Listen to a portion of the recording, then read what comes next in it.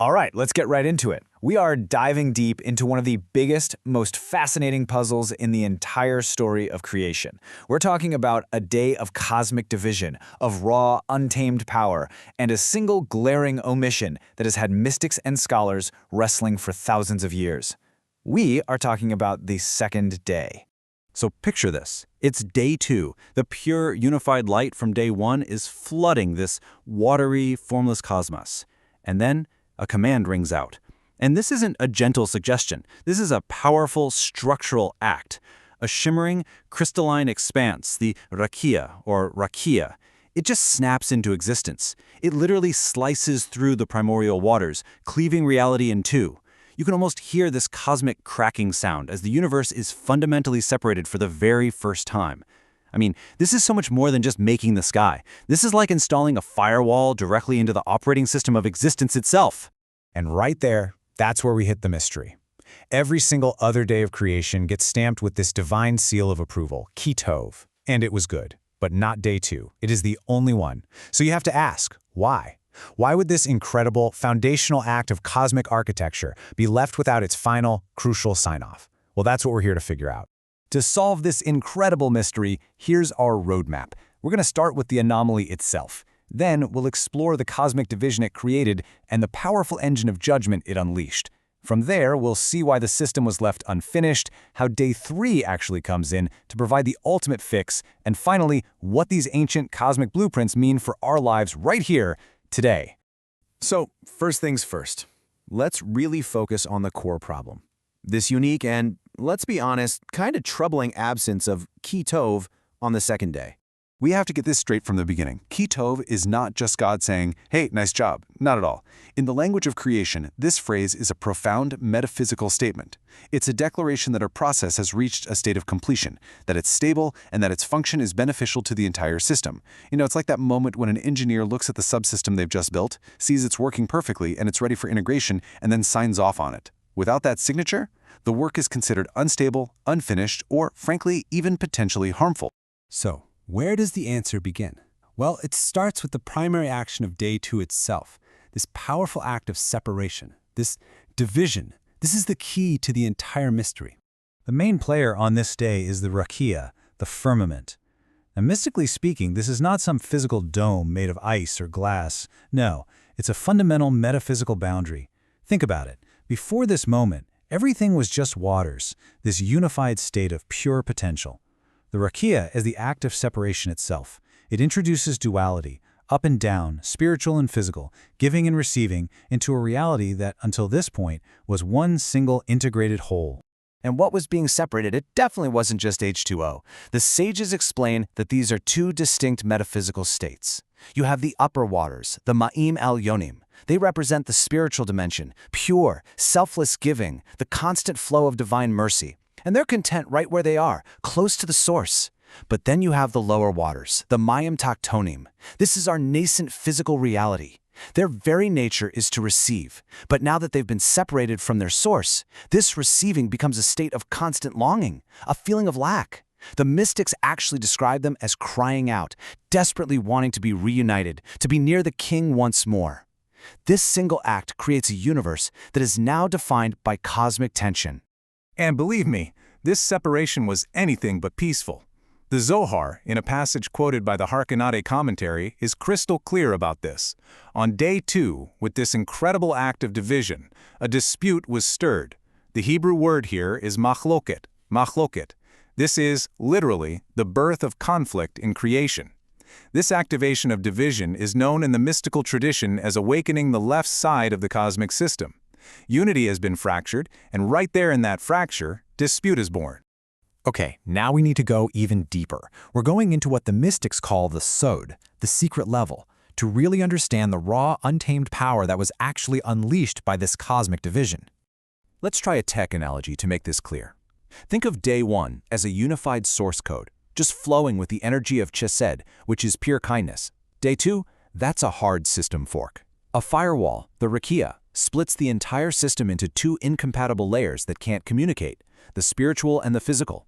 This separation immediately generates friction, instability, error states. That raw friction, that's the energy of din, or pure judgment. And with no protocol to resolve these errors, the system begins to overheat, creating what you might call a burnout zone, just to handle the overload. That's spiritual fire. That's what the sages call Gehenna. The divine attribute, the sephirah, that governs this entire process is gevurah. Now, this can be translated as strength or severity, but its core function is really about judgment and limitation.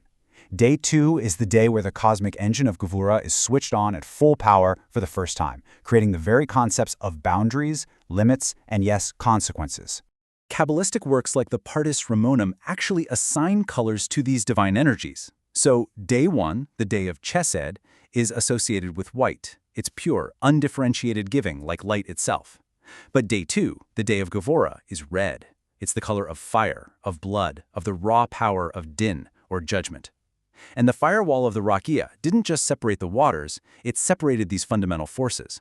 It allowed the unmitigated raw power of red to manifest in creation all on its own, without the balancing, cooling influence of white. And look, this isn't just some clever modern analogy. The sages made this connection explicitly thousands of years ago. The Zohar quotes a Talmudic passage from Pesachim that asks our exact question. And the answer is just blunt and shocking.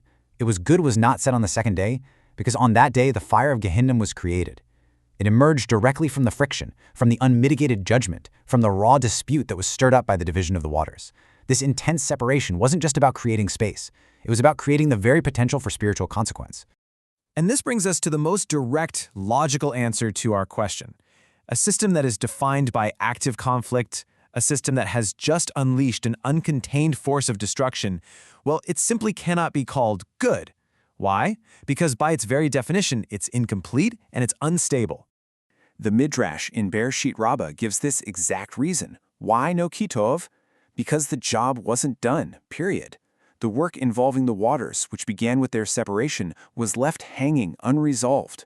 The dispute between the upper and lower realms was not settled. The system was left in a state of maximum tension, with its core conflict still raging. It's like the engineer couldn't sign off on the project because the machine was still shaking itself apart on the factory floor. So let's just ask the question plainly. How could the creator possibly declare a process good, meaning complete, stable, and beneficial, when its central conflict is still raging? When the fire of Gehenna has been sparked into existence, but has not yet been controlled or integrated into the system in a productive way? It couldn't. The absence of Ki Tov is simply a statement of metaphysical fact. The work of Day 2 is dangerously incomplete. But here is the absolute beauty of the divine plan. The bug of Day 2 was never a mistake. Not for a second. It was a necessary feature, a powerful engine just waiting for its control system. And that control system, it arrives on Day 3. The answer is so elegantly simple. The problem of Day 2 isn't fixed on Day 2. It is resolved, it is completed, and it is perfected on Day 3. Day 3 doesn't erase the division of Day 2, it harmonizes it. And a textual proof is right there in the narrative for us to see. Day 3 is the only day where the phrase Ki Tov appears twice. The sages, in works like the Sefer Shairei Ora, explain this little anomaly. They say the first Ki Tov is for the work of Day 3 itself. The gathering of the waters, the appearance of dry land. But the second Ki Tov, that's a retroactive seal of approval. It actually reaches back in time to complete the unfinished work of the waters from Day 2, finally resolving their conflict and making that entire process good after the fact. So what is the spiritual force that can accomplish something so amazing? Well, it's the Sephirah of Day 3, Tiferet, which means harmony or beauty. If you think of Chesed, kindness, as the right column, and Gevurah, judgment, as the left column, Tiferet is the all-important central column. It's often called the third line at the sides. It doesn't destroy the opposing forces. It takes the white of Chesed and the red of Gevurah, and it blends them. It mediates the dispute, creating a stable, functional, and beautiful balance. It sweetens the raw judgment of Day 2 with mercy, making it constructive instead of destructive. This table really just maps out the entire dynamic perfectly. On Day 2, you have the problem. The Sephirah of Gevurah, judgment, leads to the dominant color red, the energy of din, creating a state of division, conflict, and a fundamentally unstable system. Then on Day 3, you get the solution, the Sephirah of Tiferet, harmony, which blends the forces into Rahamim, or mercy.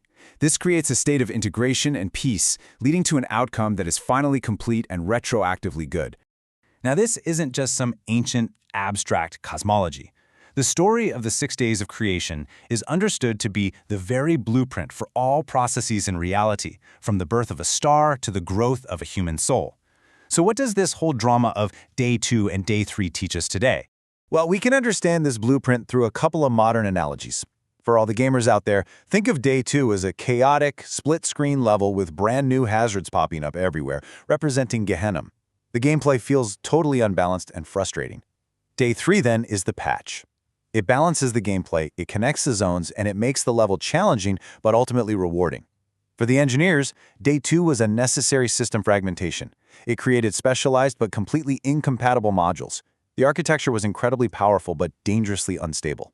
Day 3 was the deployment of the vital integration layer, the API, if you will, that allowed all the modules to finally communicate, resolving conflicts and stabilizing the entire architecture. And this brings us to a final, really profound lesson.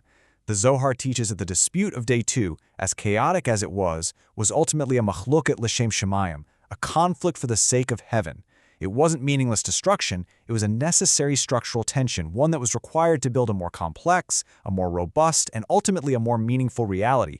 It teaches us that not all conflict is inherently bad. Some conflict is actually the necessary precursor to a higher state of harmony, a deeper and more integrated reality that could never exist without that initial phase of tension and division. So the question this ancient blueprint leaves us wrestling with is this. What are the day 2 conflicts in our own lives? The areas of division, of judgment that feel so frustrating and unfinished. And could it be that they aren't failures at all, but are simply incomplete systems, just waiting for their day 3 of harmony and integration to finally be revealed as part of a process that was, after all, very good? Thank you for joining us for this complete journey through the Part S. We hope these ancient truths help you and your family improve your own dimensions this week. If you enjoyed this full chapter deep dive, please like, subscribe, and share which part of the journey touched your soul in the comments. We'll see you in the next chapter.